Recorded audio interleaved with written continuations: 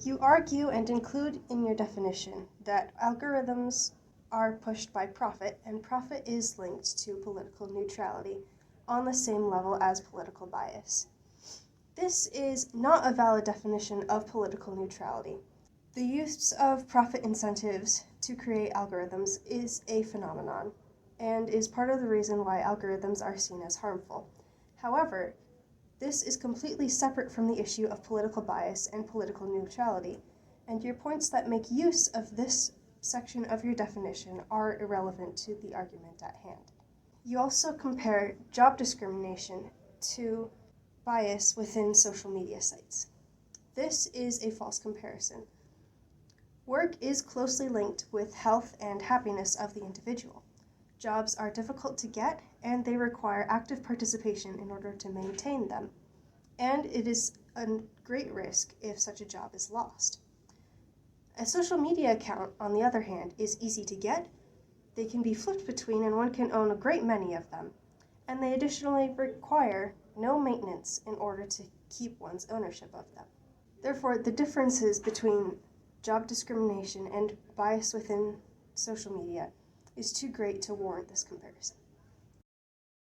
Throughout the course of this debate, your primary arguments rely on the premise that social media platforms should be viewed as common carriers. However, it makes more sense to view social media platforms through the bookstore model. Because social media platforms are private companies that do not act as common carriers, they should not be treated that way. In the same way that a brick-and-mortar store has the right to refuse service, social media platforms have the right to moderate content. Social media exists to turn a profit, like all companies, and they do so by keeping people on their sites. While some private companies do so by acting as a common carrier, like UPS or FedEx, social media does not, so it should not be held to the same obligations. Private companies always have the ability to restrict the rights of their consumers so long as they remain consumers.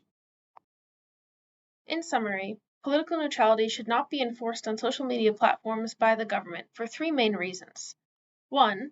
The freedom of private companies to do as they wish with their own resources is an important freedom and right that is enshrined in law. Secondly, social media has far more similarities to a place, like a bookstore, rather than a medium like a mail carrier.